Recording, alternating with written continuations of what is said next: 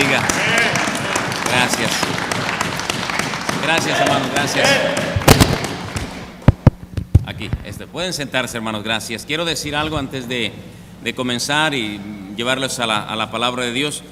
Primero, darles las gracias por la oportunidad de compartirles la palabra de Dios en una ocasión tan especial como es la Semana de la Familia, la Conferencia de la Familia.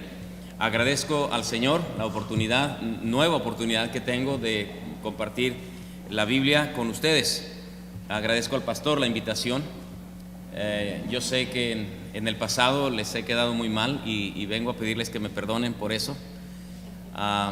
No es fácil para mí a veces acomodar las fechas y todo eso, y la iglesia, las responsabilidades allí. Pero gracias por darme una nueva oportunidad. Dios les bendiga por eso, pastor, y he sido muy bendecido de poderles ver de nuevo. Ciertamente hace muchos años que yo estuve aquí. La última vez que yo estuve aquí, el hermano Carlos Ventura tenía pelo todavía, entonces ya hace bastante. Yo tenía cabeza, todavía no tenía canas, el pastor tampoco. Así que ya hace, yo creo, unos 10 años, pastor, 8 más quizá.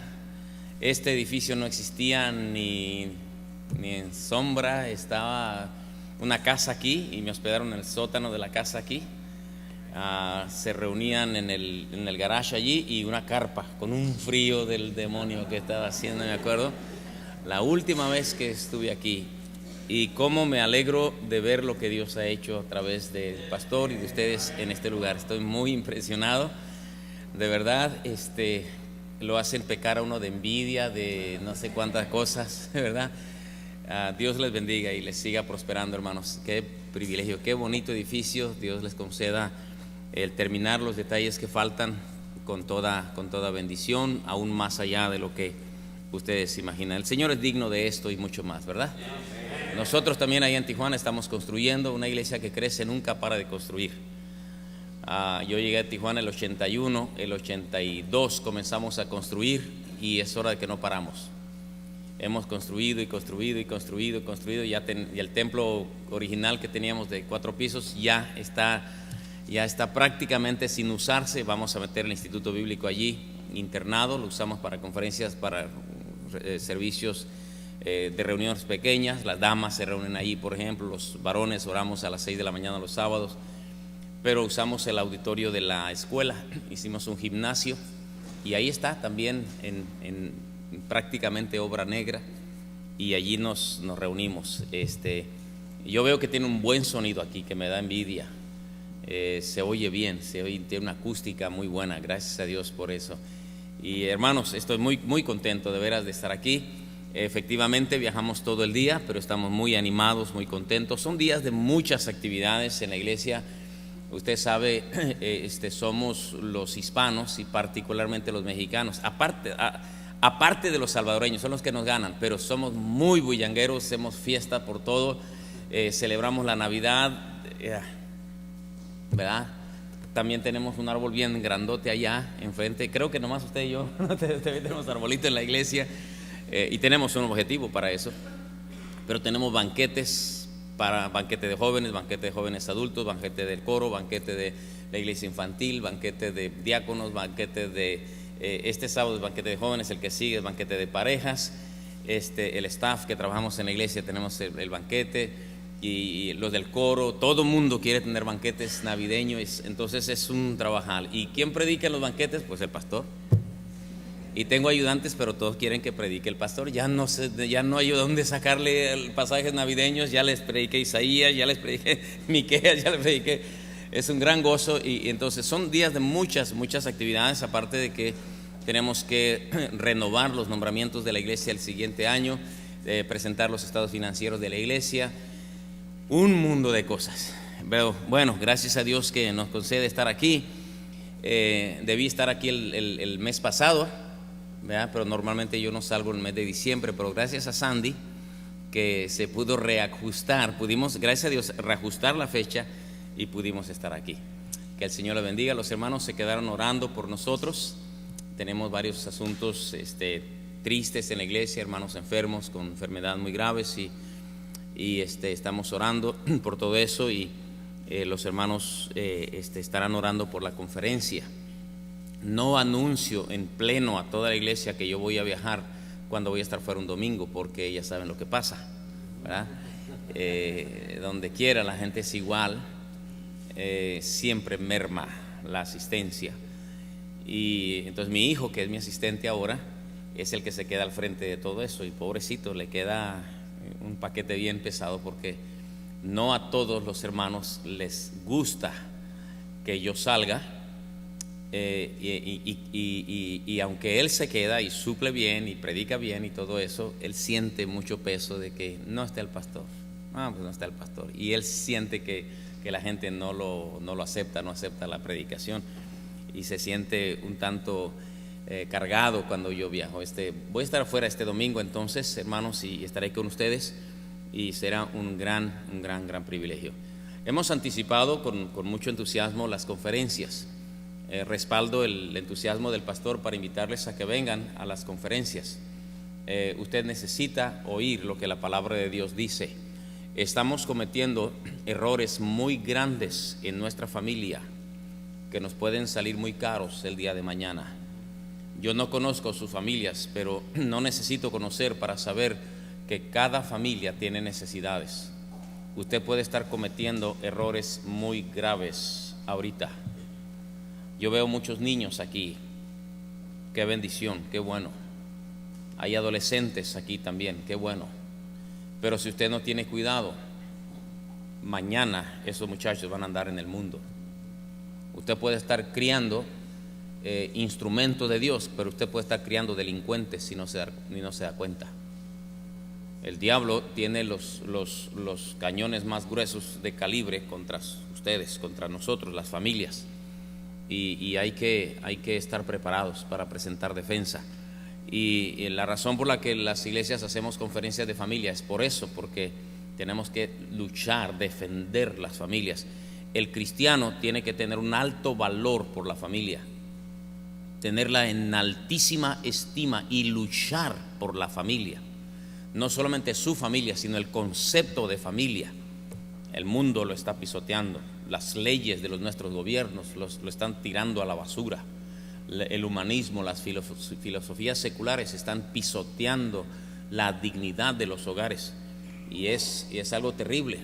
Y el pueblo cristiano, desgraciadamente, está dejándose llevar por esa corriente. Aún en el mundo fundamentalista estamos cometiendo errores que pueden salir muy caros. Y bueno, yo les invito para que vengan. Vamos a tener unas jornadas largas de conferencias, más bien dicho, varias conferencias, que espero poder terminar todo el curso para que usted pueda salir edificado, bendecido, más contento, más animado, sabiendo qué hacer a la luz de la palabra de Dios, ¿verdad? No vengan ustedes para oír lo que David Cortés tiene que decirles, o mi esposa Graciela, sino lo que Dios tiene que decirnos en su palabra. Tal vez algunas cosas usted ya lo sabe, pero necesita que se le recuerden. El Señor Jesucristo dijo que el Espíritu Santo vendría a enseñarnos las cosas y a recordarnos lo que Él nos había enseñado. Entonces, si usted dice, ya lo sé, bueno, pero quizás lo necesita recordar para ponerlo por obra. De nada sirve si usted lo sabe y no lo está haciendo, ¿verdad? Bueno, hermanos, reciban saludos entonces de nuestra iglesia allá en la ciudad de Tijuana. Su pastor estuvo con nosotros hace ya también varios años, y ya necesitamos invitarlo otra vez para que vaya con la hermana Toñita y también nos eche ánimo y nos platica cómo le hizo aquí para construir estas instalaciones y animarnos unos a otros, ¿verdad? Dios les bendiga. Qué gusto ver a los hermanos fieles a través de los años, más acabados todos, ¿verdad? Más acabados. Yo sé que ustedes me verán y dirán, ese es David Cortés, sí, más 10 años más, 12 años más canas, más arrugas y todo eso, pero fieles, eso es lo que vale. Una vez me encontré un pastor que se retiró no solo del pastorado, del camino del Señor, se fue al mundo, andaba negociando con autobuses que le daban de las iglesias allá, y de repente me encontró y me dice, oye, ¿tú eres David? Le digo, sí. ¿Tú quién eres? Ay, dice, no te hagas, pero tú eres David, ¿en serio? Le digo, sí, David Cortés, el mismo que viste y calza. ¿O a qué David te refieres? Dice, oye, qué acabado estás, qué viejo. Dice, mira, ¿qué te pasó? Yo le digo, oye, ¿a poco tú eres Joel? ¿Ya te viste en un espejo? Imagínate, en alcohol, en drogas, en todo eso, lejos de Dios. Le digo, yo estoy acabado y tú estás acabado, pero la diferencia es que estoy al pie del cañón todavía y tú no. Es que qué bueno que pasen los años, pero que nos encuentren haciendo el bien, lo que el Señor nos mandó a hacer, ¿verdad? Bueno, pero bueno, no estoy para mitotear. Vamos a Segundo de Reyes, capítulo 20 en sus Biblias. He cambiado mi mente respecto a lo que quería predicarles hoy. Voy a hacerlo mañana, si el Señor lo indica. Y abran su Biblia en Segundo de Reyes, capítulo número 20. Y vamos a leer los versículos del 1. Vamos a tratar de reducirlo. Vamos al capítulo 20, del 1 al 5. Al 6, del 1 al 6. Y ahí vamos a ver la enfermedad de Ezequías. Ezequías fue uno de los reyes más extraordinarios que hubo en el Antiguo Testamento. Un hombre ejemplar, un hombre, si bien es cierto, al final de sus días falló de una manera muy lamentable y muy triste en relación a su familia, pero Ezequías tuvo un reinado digno de admiración, un liderazgo muy muy fuerte. Ezequías tuvo en su reinado como rey de Israel, de compañero, voy a decir así, de ayudante, nada menos que al profeta Isaías. Isaías es el que visitaba a Ezequías y le decía lo que Dios le ordenaba. Isaías el profeta. Así que Ezequías fue un gran hombre, pero al lado de él estaba nada menos que el profeta Isaías, uno de los grandes profetas del Antiguo Testamento. Entonces estamos viendo dos personalidades muy importantes del Antiguo Testamento. Ezequías está en el trono, ¿verdad? Y aquí el Señor le viene a dar una terrible noticia a través del profeta Isaías. Sigan con su vista. En aquellos días Ezequías cayó enfermo de muerte, y vino a él el profeta Isaías, hijo de Amós, y le dijo: Jehová dice así: ordena tu casa, porque morirás y no vivirás. Entonces él volvió su rostro a la pared y oró a Jehová y dijo: Te ruego, oh Jehová, te ruego que hagas memoria de que he andado delante de ti en verdad y con íntegro corazón, y que he hecho las cosas que te agradan. Y lloró Ezequías con gran lloro. Y antes que Isaías saliese hasta la mitad del patio, vino palabra de Jehová a Isaías diciendo: Vuelve y di a Ezequías, príncipe de mi pueblo: así dice Jehová, el Dios de David tu padre: Yo he oído tu oración y he visto tus lágrimas. He aquí que yo te sano. Al tercer día subirás a la casa de Jehová, y añadiré a tus días 15 años, y te libraré a ti y a esta ciudad de mano del rey de Asiria, y ampararé esta ciudad por amor a mí mismo y por amor a David mi siervo. Vamos a orar. Señor, ayúdame para predicar bien, ayúdame para enseñar sin turbación ni distracción alguna tu palabra. Yo necesito de ti, de tu fidelidad, para predicar la palabra del Señor a mis hermanos, pues tú conoces sus necesidades. Ministra conforme tú conoces las necesidades que tengamos. Te ruego la ayuda, la gracia de tu Santo Espíritu, en el dulce nombre del Señor Jesucristo. Amén. Imaginemos aquel día cuando viene la voz de Dios a Isaías y le dice a Isaías: ve a Ezequías y dile que no se va a aliviar, que ordene su casa, que yo digo que morirá. Sin duda que Isaías se dirige al palacio con pasos tristes, apesadumbrado, porque va a dar una noticia que a nadie le gusta dar, y mucho menos a un rey de la calidad de Ezequías. Cuando llega Isaías al palacio, las puertas de los jardines del palacio, me imagino yo, están custodiadas por guardias que notan que Isaías viene triste y deprimido. No levanta la cabeza, casi arrastra los pies.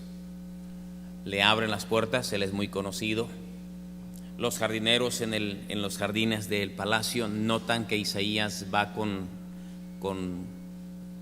¿verdad?, pasos trémulos y se imaginan que algo malo está por pasar. No tardan las murmuraciones: ¿qué estará pasando? ¿Qué sucederá?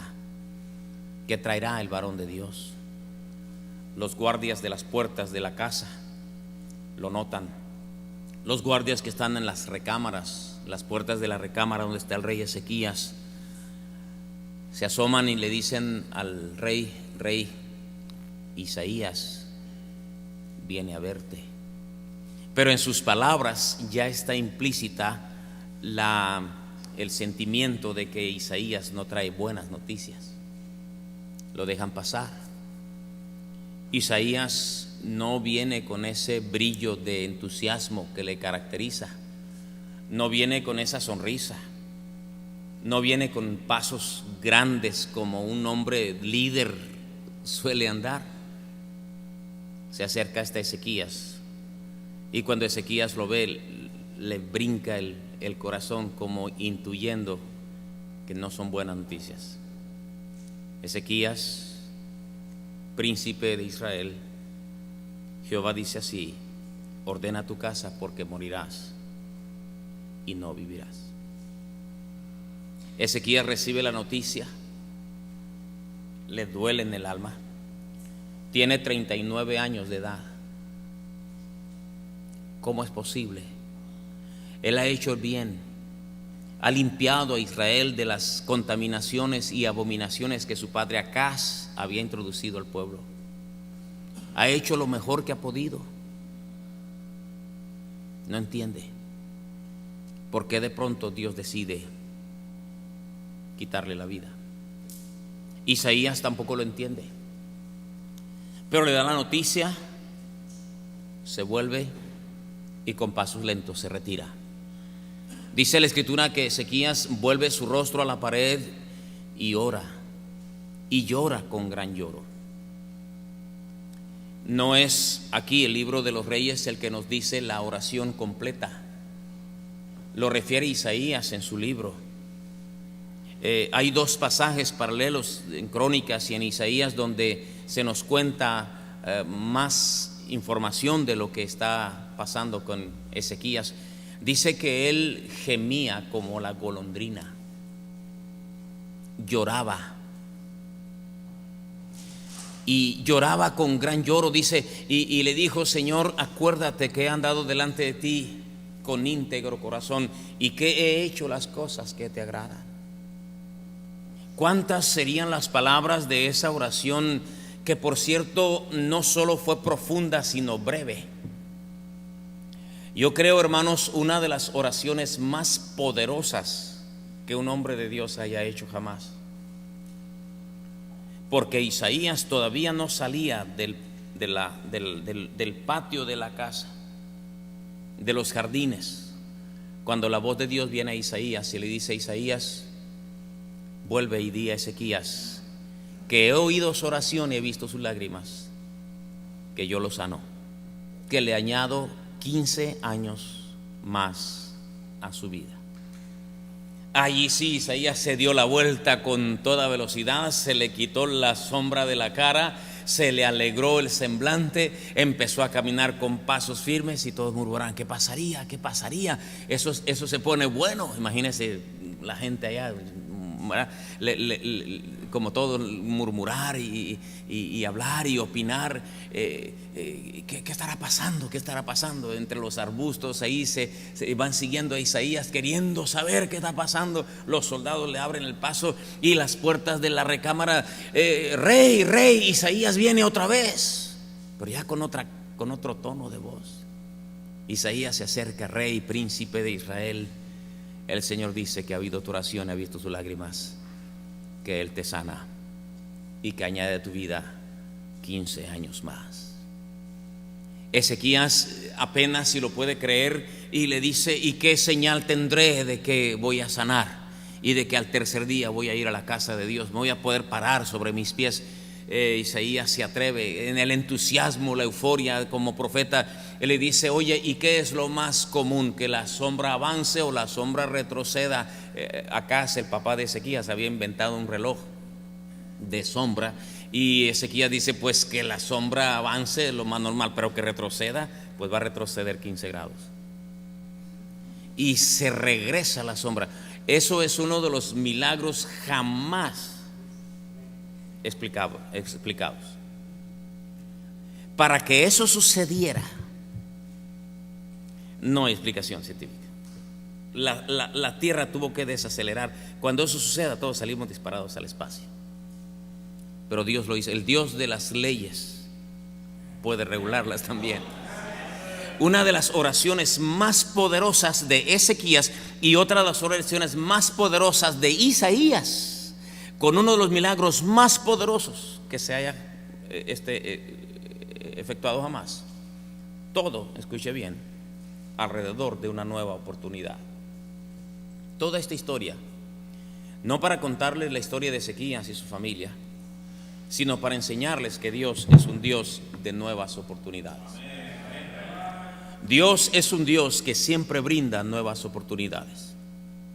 De todas las inmensas y multifacéticas formas de Dios de trabajar, Pablo dijo la multiforme sabiduría de Dios.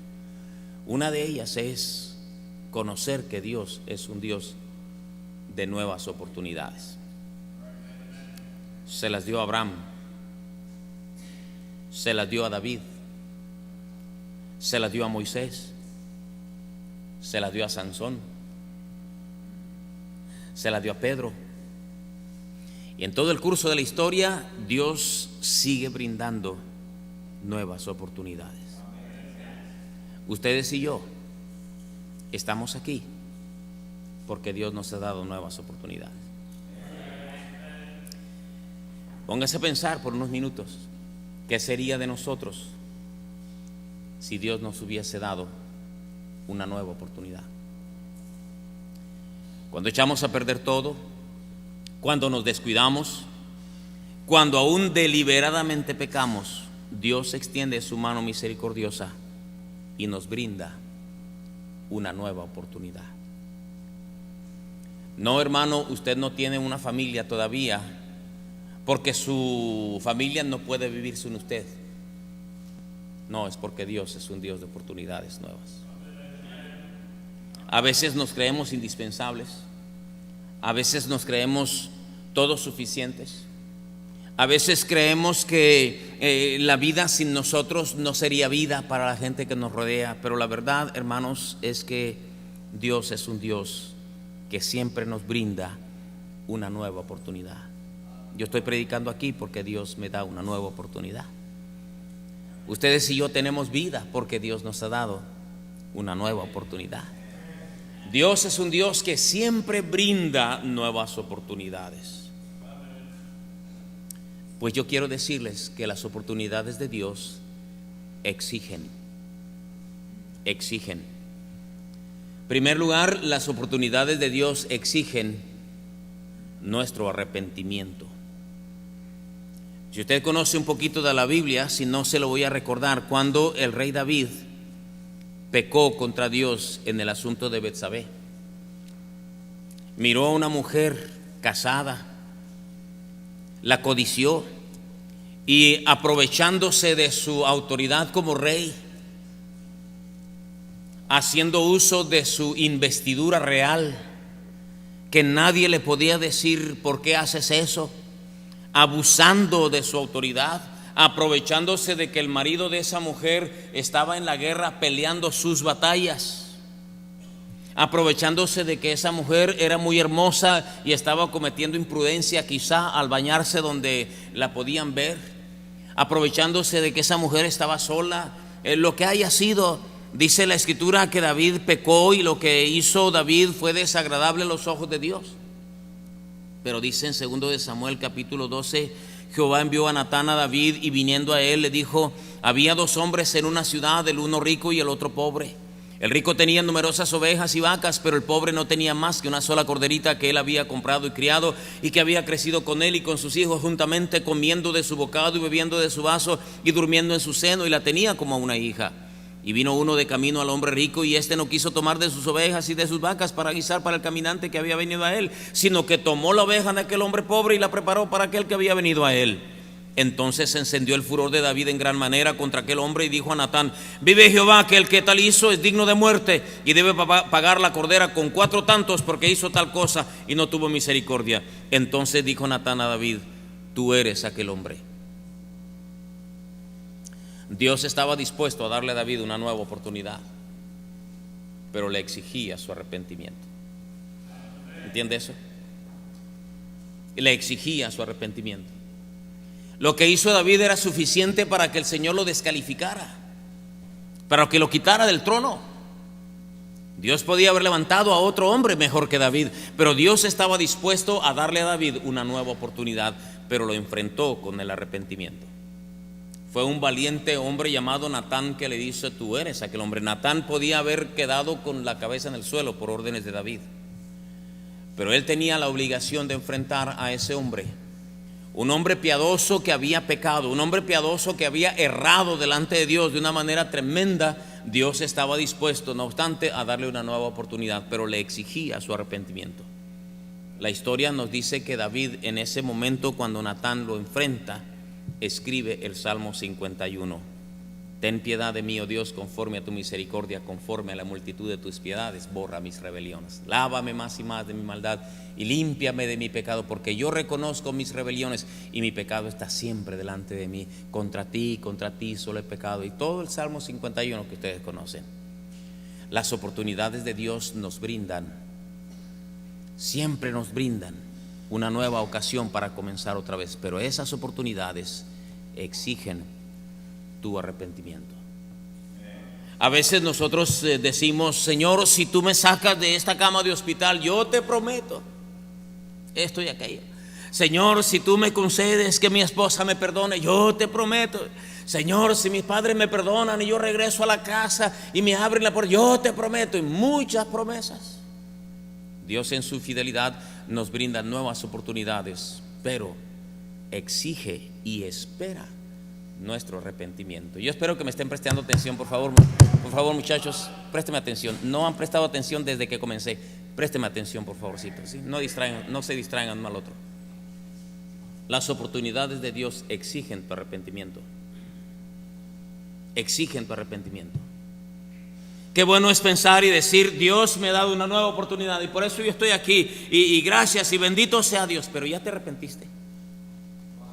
Ya caíste de rodillas y dijiste: Señor, yo te he fallado, yo he pecado, yo merezco esta situación en la que he caído, y por eso es que estoy aquí. No porque yo haya de presentarte excusas, sino porque yo he pecado delante de ti. Dios nos levanta, hermanos, nos tiende la mano una y otra vez, nos restaura, nos perdona, nos reconsidera, nos pone otra vez en el camino, nos tiene hogar, nos tiene vista, nos tiene manos, nos tiene pies, tenemos trabajo, pero Él espera nuestro arrepentimiento. Las oportunidades de Dios exigen tu arrepentimiento. Las oportunidades de Dios, en segundo lugar, exigen aprovechamiento. Eso quiere decir que las oportunidades de Dios se deben aprovechar.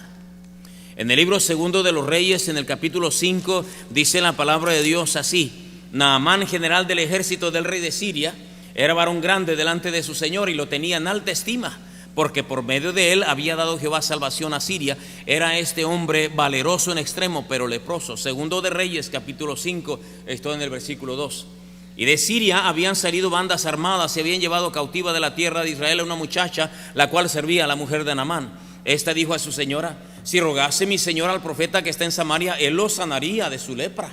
Entrando Naamán a su señor, le relató diciendo: así ha dicho una muchacha que es de la tierra de Israel. Y le dijo el rey de Asiria: anda, ve, y yo enviaré cartas al rey de Israel. Salió pues él llevando consigo 10 talentos de plata y 6,000 piezas de oro y 10 mudas de vestido. Hasta ahí la lectura. Déjame que le cuente la historia. Los sirios habían invadido a Israel y se habían llevado muchos cautivos. Y el general del ejército tenía como criada, o más bien dicho como esclava, a una israelita de sirvienta. El capitán del ejército cae con lepra, enfermedad mortal. La muchachita, en vez de desearle que se muera este patrón que me tiene aquí de esclava, le dijo a su señora: si mi amo va a Israel, allá hay un profeta que lo sanaría de su lepra. Se refería al profeta Eliseo. La señora le dice a su esposo: viejo, fíjate que la muchacha dice que en Israel hay un profeta de Jehová, el Dios de ellos, tú sabes. Y Naamán dice: pues estoy abundando, ¿tú cómo la ves, vieja? No, pues no hay lucha que no valga. Y Naamán va con el rey y le dice el rey de Siria: rey, fíjate que hay una muchacha que dice así, que allá en Israel hay un hombre que me puede sanar de mi lepra. Dice: pues ve, yo te mando cartas para que te abran las puertas allá, y le voy a decir al rey que te sane de la lepra, a ver si es cierto. Ahí va Naamán con cartas del rey, ¿verdad?, dirigidas al rey de Israel. Imaginen ustedes, era el capitán del ejército del rey de Siria. Va en carruajes, va en caballos percherones, va con toda una guardia, ¿verdad?, una escolta, diríamos. Va con el Estado Mayor Presidencial. Y llegan a Israel, todo el mundo: ¿qué está pasando? Los sirios. Y le entrega la carta. Y el rey dice: mira, lo que está buscando es que está buscando algún pretexto para atacarme. Y el rey rasga sus vestidos. Eso era señal de duelo, de tristeza, de dolor, de derrota. Y todo el mundo se da cuenta que el rey rasgó los vestidos. Y llega a oídos de Eliseo. ¿Por qué rasgó el rey sus vestidos? Porque dice que le mandaron al leproso de allá de Siria, que el capitán del ejército, que para que lo sane. Y el rey está bien triste. Eliseo dice: díganle a ese hombre que venga para acá, para que va a conocer que hay profeta de Dios en Israel. Y no falta quien llega, ¿verdad?, entusiasmado, y dice Eliseo que vaya. Y el rey dice: pues llévenlo con Eliseo. Y ya le dicen a Naamán: te vamos a llevar con el profeta ese que tú andas buscando. Y lo dirigen. Ahí va todo el carruaje, todo el ¿verdad?, todo el séquito allí, caminando por las calles de la ciudad. Y Naamán imaginándose cómo va a estar el escenario, cómo lo van a sanar, a ver qué está pasando. Pero se van saliendo de las colonias más ricas de la ciudad y se van retirando. Y Naamán dice: pues ¿qué están jugando conmigo o qué? Y allá llegan a las colonias populares, y allá enfrente hay una casuchita donde vive Eliseo. Aquí es, sí, aquí vive el profeta. Y se baja alguien: aquí vive el profeta, sí. Díganle a Naamán que digo yo que se bañe 7 veces en el río. Será libre. Ni siquiera sale. Naamán dice: pues ¿qué trato es ese? Yo creía que vendría y que alzando las manos invocaría a Jehová, sanaría de la lepra. Y esperaba todo un show ahí, ¿verdad? Es tipo carismático, tipo ahí Benny Hinn. Y lo manda a bañarse. Habana y Farfar, ríos de Damasco, no son mejores que este riachuelo del Jordán. Pero los siervos le dicen esto: rey, le dicen: capitán, si el profeta te mandara algo grande, ¿no lo harías? ¿Qué te cuesta? Y lo convencen de que se vaya a sumergir 7 veces en el río Jordán. Lo convencen. Él a regañadientes, ahí está humillado. Se mete una vez, se mete 2 veces, se mete 3 veces, nada 4 veces, nada. A la 7ª vez la carne se le vuelve como la carne de un niño. ¿Qué hubiera pasado si Naamán no hubiera aprovechado la oportunidad? Si hubiera regresado el leproso. Pero no solamente, hermanos, Naamán aprovecha la oportunidad y sana su lepra, sino que se convierte a Jehová. Es que las oportunidades de Dios llegan, hermanos, y se deben aprovechar. Las oportunidades de Dios se deben aprovechar. A veces las oportunidades las vamos a ver, llegan de un modo, a veces de otro modo, pero tenemos que aprender que primero las oportunidades de Dios exigen nuestro arrepentimiento y segundo nuestro aprovechamiento. Yo espero que las conferencias de esta semana sean para usted una oportunidad que usted no quiera desaprovechar. Dios es un Dios de nuevas oportunidades. Tal vez su hogar está a punto de desbaratarse. Tal vez usted está a punto de perder a sus hijos. Tal vez usted está a punto de irse de la iglesia y Dios le está dando una nueva oportunidad. Las oportunidades de Dios se deben aprovechar. Primero, las oportunidades de Dios exigen arrepentimiento. Segundo, aprovechamiento. Tercero, adiestramiento. Cuando David escucha la reprensión de Natán, no solamente escribe el Salmo 51, sino el Salmo 32. Y el Salmo 32 revela que David se levanta para ser un mejor rey después de esa experiencia, un mejor padre después de esa experiencia, un mejor esposo después de esa experiencia. Nunca volvió a cometer el mismo pecado. Él se levantó de esa oportunidad, le agradeció a Dios, se arrepintió y se superó. Llegó a ser mejor como padre, mejor como rey, mejor como cristiano, mejor como marido, mejor como ejemplo a todo su reino. Porque las oportunidades de Dios exigen que nosotros seamos mejores después de la ocasión sucedida. Las oportunidades de Dios exigen también agradecimiento. ¿Recuerdan el Salmo 103? Bendice alma mía a Jehová. ¿Y qué dice? Y bendiga todo mi ser su santo nombre. Bendice alma mía a Jehová y no olvides ninguno de sus beneficios. Él es el que perdona todas tus iniquidades, el que sana todas tus dolencias, el que rescata del hoyo tu vida, el que te corona de favores y misericordias, el que sacia de bien tu boca, de modo que te rejuvenezcas como el águila. Nuevas oportunidades, te saca del hoyo, te sana de tus enfermedades, te corona de favores, nuevas oportunidades. Bendice alma mía a Jehová. Los cristianos somos un montón de malagradecidos delante del Señor. Las oportunidades de Dios exigen que nosotros vivamos eternamente agradecidos delante del Señor. Las oportunidades de Dios exigen. Nos regocijamos de decir amén, Dios es un Dios de nuevas oportunidades, estoy contento, así yo estoy de acuerdo. Pero acuérdate que las oportunidades de Dios te exigen arrepentimiento. Y exigen que tú lo aproveches, y exigen que tú seas mejor, y exigen que seamos agradecidos delante del Señor. Yo creo que ninguno aquí somos lo suficientemente agradecidos por lo que Dios nos ha dado, por las nuevas oportunidades que Dios nos ha dado. ¿Cuántos de nosotros podíamos haber perdido el trabajo, o el ministerio, o la familia, o la salud, o la vista, o los sentidos, la sensatez, algunos de los hijos? Pero Dios nos ha brindado nuevas oportunidades. Lo menos que podemos hacer es estar inmensamente agradecidos con Dios. En segundo lugar, las oportunidades de Dios exhiben a un Dios misericordioso. En el libro de Lamentaciones, capítulo 3, después de Jeremías está Lamentaciones. En el capítulo 3 de Lamentaciones, versículo 22 dice: por la misericordia de Jehová no hemos sido consumidos, porque nunca decayeron sus misericordias. Nuevas son cada mañana, grande es tu fidelidad. Eso es Lamentaciones 3, 22 y 23. ¿Por qué no hemos sido consumidos? Por las misericordias de Jehová. Dice: porque nunca decayeron sus misericordias, nuevas son cada mañana. Las oportunidades de Dios, hermanos, nos exhiben a un Dios misericordioso. ¿Sabe por qué Dios nos brinda nuevas oportunidades? Porque tiene misericordia. Simplemente porque tiene misericordia. Porque Dios es un Dios de misericordia, no porque nosotros lo merezcamos.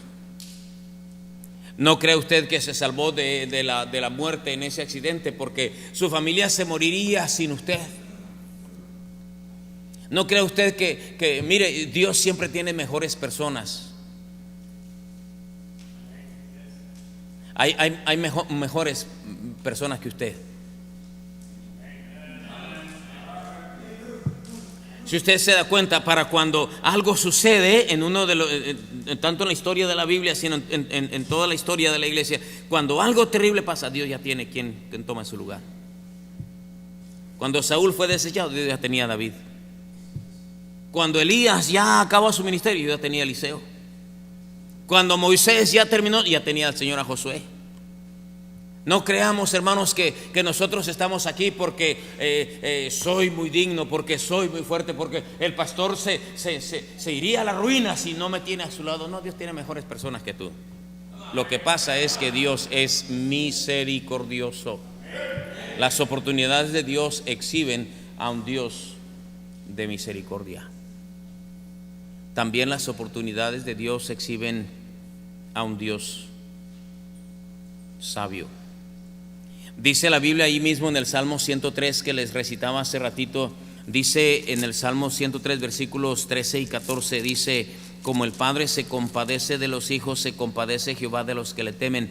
Y el 14 dice: porque Él conoce nuestra condición, se acuerda de que somos polvo. Él conoce nuestra condición y se acuerda de que somos polvo. ¿Sabe qué quiere decir eso? Que Dios sabe de qué estamos hechos, que Dios conoce nuestro pasado, que Él conoce nuestras debilidades, que Él conoce los conflictos que pasamos. ¿Sabe usted, hermano, que hay personas que sufren en el presente lo que sufrieron en su infancia? Hay señoras que cuando eran niñas las violaron, que cuando eran jovencitas las maltrataron. Hay varones que parecen muy fuertes por fuera, pero por dentro están llenos de traumas que pasaron en el pasado. Él conoce nuestra condición. Él sabe de lo que estamos hechos. Él sabe cuántas personas han estado orando por nosotros. Él sabe cuántos son nuestros suspiros. Él conoce todas las injusticias por las que pasamos. Él sabe de todas las cosas que la gente ajena o la gente que nosotros no exhibimos hicieron en contra de nosotros. Él conoce todo eso. Y de repente nos deprimimos, de repente somos capaces de decir cosas y de hacer cosas que jamás imaginamos que éramos capaces de hacerlo. Pero Dios conoce nuestra condición, y como el Padre se compadece de los hijos, se compadece el Señor. Las oportunidades de Dios, hermanos, exhiben a un Dios sabio y compasivo, y Dios te brinda una nueva oportunidad. Dios te brinda una nueva oportunidad, porque Él tiene misericordia, porque Él conoce nuestra condición y porque Él piensa en aquellos que nosotros no pensamos. ¿Cuánta gente haríamos tropezar si nosotros cayéramos? Él piensa en nuestros hijos, Él piensa en el dolor que le daríamos a nuestros hijos, en el dolor que le daríamos a nuestra esposa, en el dolor que le causaríamos a la obra del Señor, y nos brinda una nueva oportunidad. Dios es un Dios de nuevas oportunidades. ¿Entiende eso? Cuando Isaías viene con Ezequías y le dice: ordena tu casa porque morirás y no vivirás, no entendían qué es lo que estaba pasando. Pero Dios viene y le brinda una nueva oportunidad a Ezequías. El acontecimiento, el orden de acontecimientos después de eso, hermanos, es extraordinario en ver los resultados de un hombre que supo aprovechar las oportunidades de Dios. Dios es un Dios de nuevas oportunidades. Pero, hermanos, ¿cómo sabemos que Dios nos está dando una nueva oportunidad? Aquí es donde llegamos al tercer punto de los 4, porque voy a ser muy breve, que nos habla de las oportunidades. He dicho que las oportunidades de Dios exigen ¿qué, hermanos? Arrepentimiento, aprovechamiento, adiestramiento y ¿qué más? Y agradecimiento. En segundo lugar, las oportunidades de Dios exhiben a un Dios misericordioso, un Dios sabio y un Dios que piensa en lo que nosotros no pensamos. En tercer lugar, las oportunidades de Dios existen,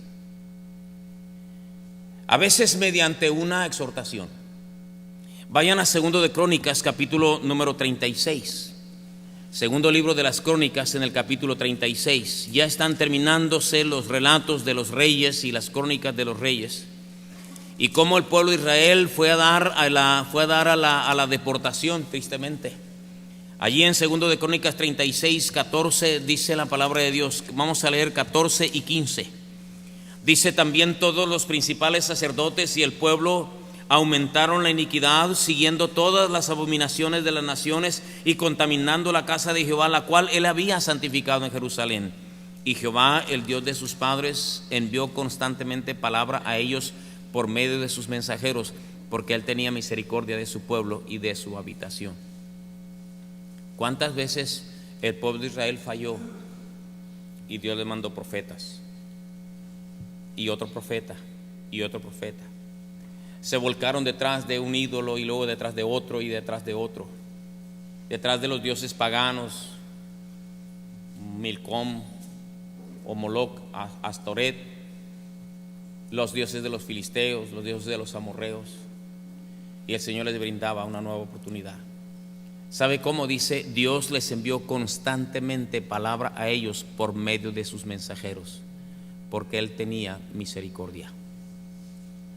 Hermano, mientras usted viva, Dios le va a estar dando mensaje tras mensaje, exhortación tras exhortación, a través de sus predicadores. Yo sé que los predicadores somos impreparados, lo digo por mí, nos falta tino para decir las cosas, pero es el medio que Dios quiso usar para hacernos entender que Él nos está hablando. Lo que Pablo llamó la locura de la predicación. ¿Cómo sabemos que Dios nos está dando nuevas oportunidades? Por medio de la predicación, la exhortación. Dios envía sus mensajeros. Por eso cuando usted viene y escucha la predicación, a veces parece como si el pastor lo hubiera andado espiando. Dios conoce su vida. Uno ni idea tiene, a veces ni sabe que usted está aquí, ni idea tiene lo que usted andaba haciendo. No tenemos tiempo de andarlos espiando, ni negocios de andarlos espiando. Dios tiene su espíritu para hacernos conocer lo que es necesario predicar. Y Dios envía las nuevas oportunidades mediante la predicación, una y otra y otra y otra y otra. ¿Cómo puedo saber que Dios nos brinda oportunidades? A veces mediante la exhortación, la predicación. Por eso acostumbramos, cuando predicamos, abrimos el altar y decimos: venga y arréglese con el Señor. Venid luego, dice Jehová, y estemos a cuenta. Si vuestros pecados fueran como la grana, como la nieve, serán emblanquecidos. Las oportunidades de Dios, hermanos, existen a veces mediante la exhortación, mediante la predicación. Nunca tenga usted en poco una predicación. Puede usted pensar que el pastor está enojado, puede usted pensar que se la está tirando a usted, puede usted decirle pedradas, puede usted decir lo que quiera, pero Dios está tratando con usted mediante la predicación. Dios escogió la predicación. Los predicadores podemos dedicarnos a muchas otras cosas, pero estamos dedicados a eso. El Señor nos puso a eso, para predicar la palabra de Dios. Él escogió esa herramienta que quiere que hagamos. Y mientras el Señor nos haya de poner a predicar, vamos a seguir predicando. La predicación es una de las formas en las que Dios nos hace saber la oportunidad. A veces tiene que llegar antes de que sea público. A veces Dios quiere tratar contigo personalmente, y ahí está la oportunidad. Dios te brinda esa oportunidad. La oportunidad de Dios se aprovecha. Exigen arrepentimiento, pero se aprovecha. A veces, hermanos, la gente no entiende la predicación, y Dios a veces usa sentimientos. En 2 de Corintios 7:10 dice: porque la tristeza que es según Dios produce arrepentimiento para salvación. La tristeza que es según Dios produce arrepentimiento para salvación. Nosotros, hermanos, no creemos que el cristiano va a basar su vida en sentimientos, pero sí creemos que Dios usa los sentimientos. Dice aquí que Dios produce tristeza para llevarnos al arrepentimiento. Eso me hace a mí pensar que Dios a veces usa nuestros sentimientos para darnos cuenta de las cosas que estamos haciendo, para hacernos reaccionar. Eso quiere decir, hermano, que quizá usted, esas depresiones que sufre, esa tristeza que anda, esas ganas de llorar y no sabe por qué, a lo mejor no se deben a la edad, a lo mejor no se deben a las hormonas, a lo mejor se debe al pecado.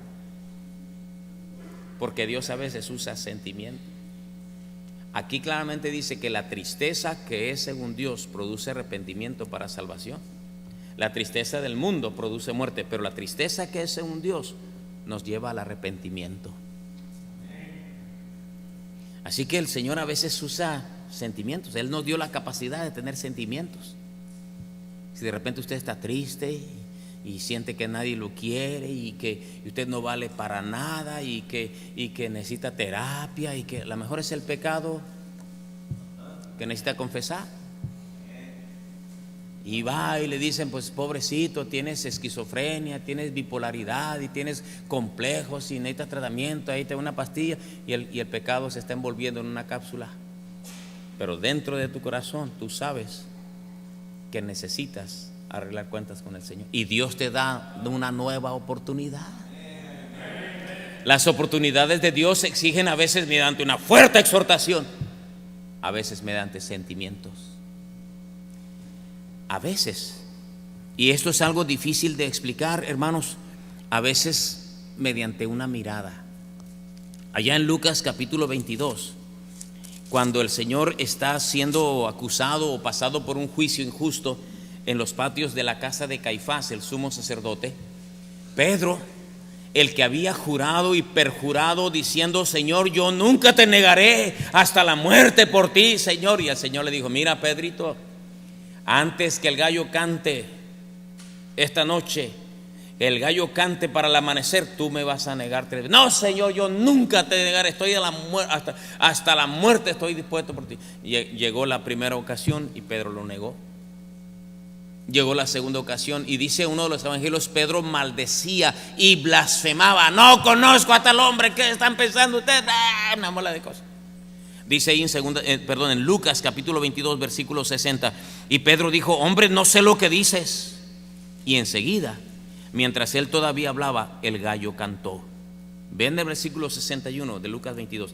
Entonces, vuelto el Señor, miró a Pedro, y Pedro se acordó de la palabra del Señor que le había dicho, antes que el gallo cante me negarás 3 veces. Y Pedro, saliendo fuera, lloró amargamente. ¿Sabe qué fue lo que pasó? Que en un instante la mirada de Jesús y la mirada de Pedro se cruzaron. El Dios eterno, el creador de todas las cosas, se tomó un tiempito de toda su eternidad para mirar a Pedro, con una mirada que le penetró hasta las entrañas. Porque dice, vuelto el Señor, miró a Pedro, y esa mirada lo hizo acordarse que había negado al Señor. Pedro se desmorona y va y llora arrepentido, aprovechando la oportunidad que Dios le daba con una mirada. Esa mirada, hermanos, yo pienso que es algo que solamente la persona la puede percibir. Nadie se da cuenta de esa mirada en unos segundos. Nadie se da cuenta. Pero Pedro bien supo que el Señor se estaba acordando de él.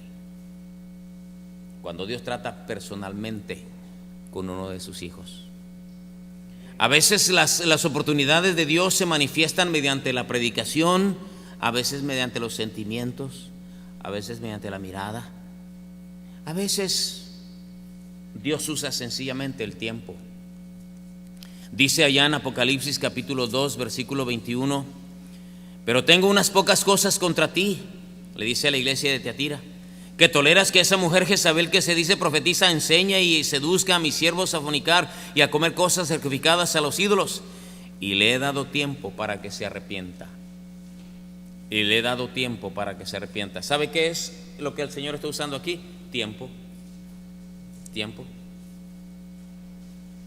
Ahí está esa muchachita que le decimos: mira, no anden haciendo eso, eso de estarse besuqueando allí en las oscuras, eso no le agrada al Señor, es muy peligroso. Y esa parejita, ya nos besamos y no pasó nada. Y nos volvemos a besar, no pasó nada. Y nos abrazamos, no pasa nada. No fuimos al cine, no pasa nada. Son exagerados los predicadores, son legalistas, son fanáticos. Le quieren quitar a uno la felicidad, porque Dios no les reprende con mano dura, y piensan que están haciendo bien. Y cometemos el pecado y lo volvemos a hacer y lo volvemos a hacer, y Dios se queda callado. ¿Sabe qué es lo que está haciendo el Señor? Usando el tiempo nada más. Le he dado tiempo para que se arrepienta. Pablo le dijo a Timoteo: los pecados de unos hombres se descubren antes de que estos vengan a juicio, pero otros se descubren después. Dios a veces usa el tiempo. Dios te está dando tiempo, simplemente tiempo, esperando nuestras reacciones. Y amados hermanos, a veces Dios tiene que usar otra circunstancia. A veces Dios usa, le dije, la predicación, a veces Dios usa los sentimientos, a veces Dios usa la mirada, a veces Dios usa simplemente el tiempo. Pero a veces Dios usa circunstancias. Allá en Hechos capítulo 9 versículo 4: y cayendo en tierra oyó una voz que le decía: Saulo, Saulo, ¿por qué me persigues? ¿Cuántas veces Saulo había leído las escrituras acerca del Mesías, pero él no quiso creer? ¿Cuántas veces Saulo de Tarso oyó de los milagros de Jesús? ¿Cuántas veces a Saulo le testificaron del Señor Jesús, pero él endureció su corazón? Él se decidió como perseguidor de la iglesia. Él se decidió como uno de los acérrimos enemigos de la iglesia, del camino del Señor, hasta que yendo a Damasco, dice la escritura, que una luz más fuerte que la luz del sol le cegó y lo tumbó de donde él estaba. Y dice: y cayendo en tierra oyó una voz que le decía: Saulo, Saulo, ¿por qué me persigues? Dura cosa te es dar cosas contra el aguijón. Esa frase, y cayendo en tierra, no quiere decir que se cayó por la deslumbrada de la luz. Eso quiere decir que una mano fuerte lo azotó contra el suelo y lo hizo morder el polvo. Y ahí lo tenía: ¿por qué me persigues? Dura cosa te es dar cosas contra el hijo. ¿Quién eres, Señor? Yo soy Jesús a quien tú persigues. Yo soy Jesús a quien tú persigues. El orgulloso y altivo Pablo, el sabelotodo Saulo de Tarso, graduado de la escuela famosa de Gamaliel, el intérprete de la ley, el miembro del Sanedrín, ahí estaba mordiendo el polvo. Dios le había hablado muchas veces, pero Dios en su misericordia le había puesto los ojos encima. A veces, hermanos, Dios tiene que usar circunstancias muy difíciles. A veces Dios usa las rejas de una prisión. A veces Dios usa la cama de un hospital. A veces Dios usa las noticias de un médico. A veces Dios usa la enfermedad o la muerte de un ser querido. Hay cosas que pasan porque tienen que pasar, pero hay cosas que pasan y no tenían que haber pasado.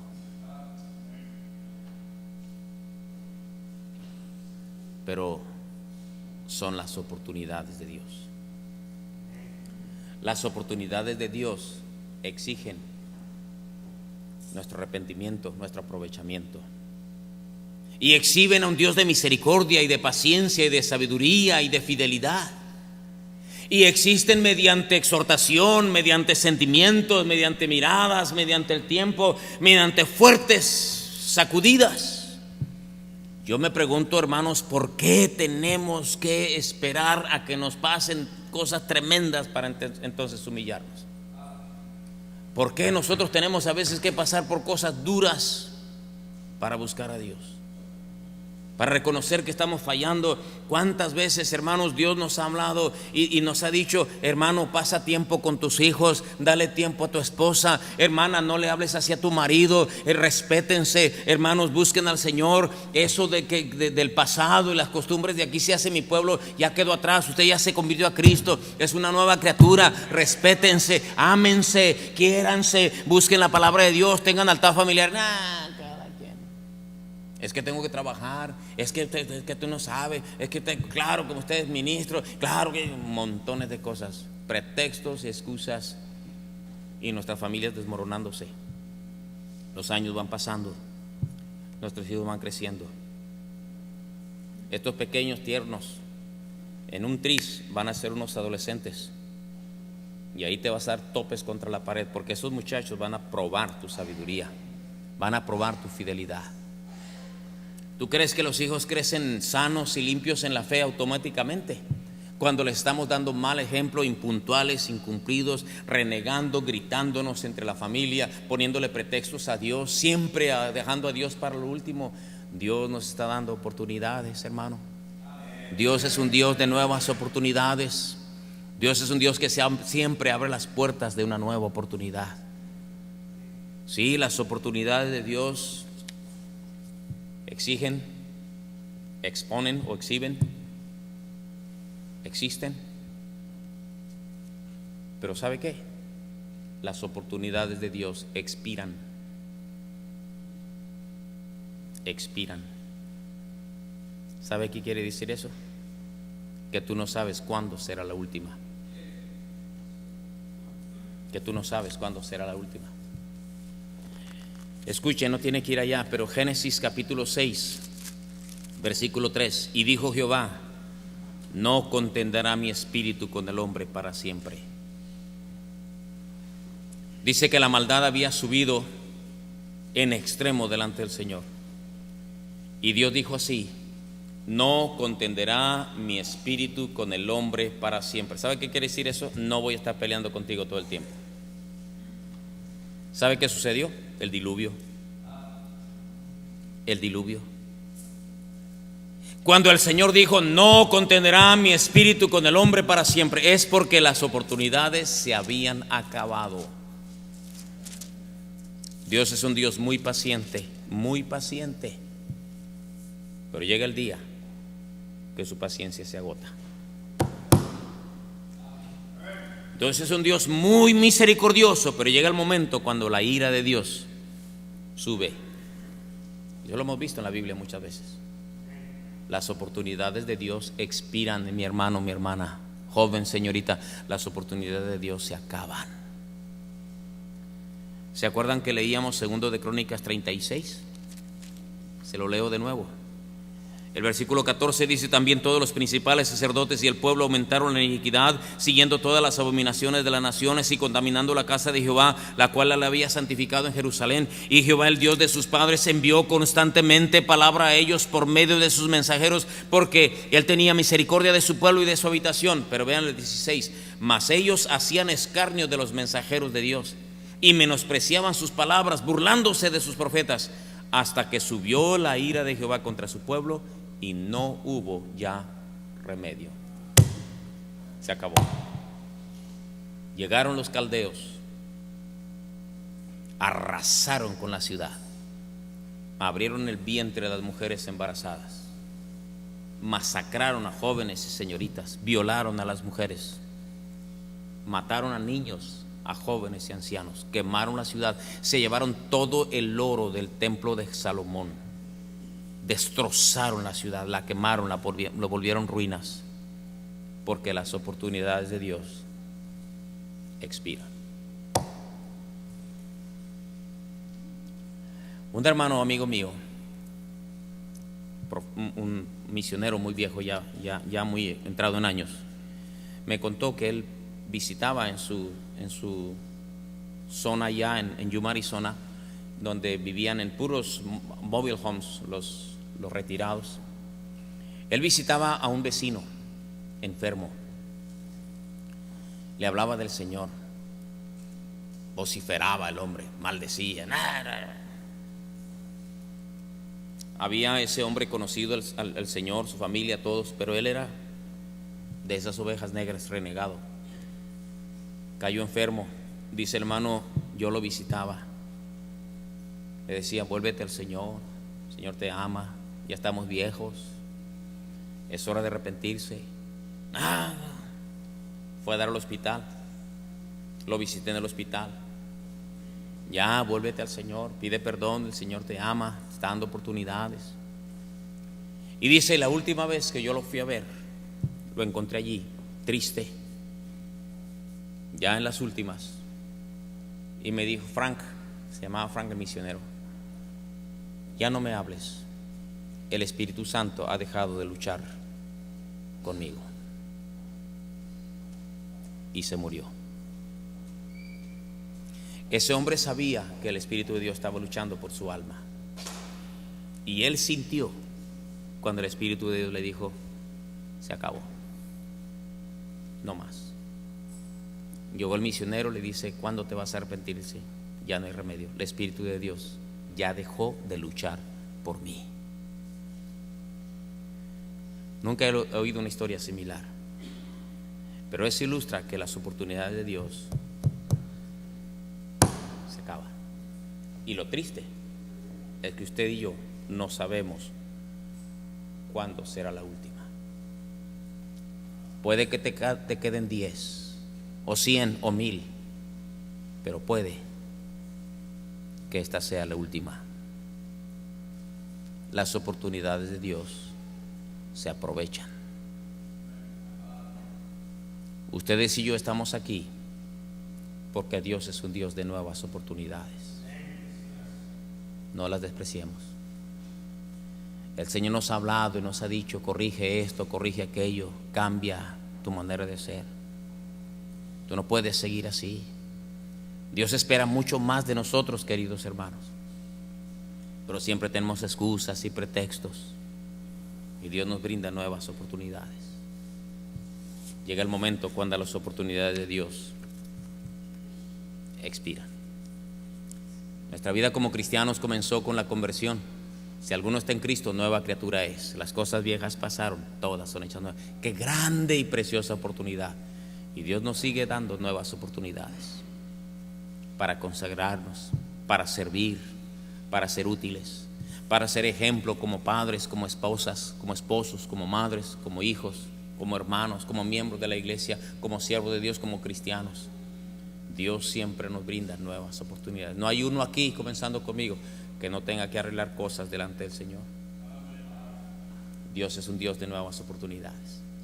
Que este día y esta semana sean para usted una nueva oportunidad que quiera aprovechar y se levante para ser mucho mejor delante del Señor.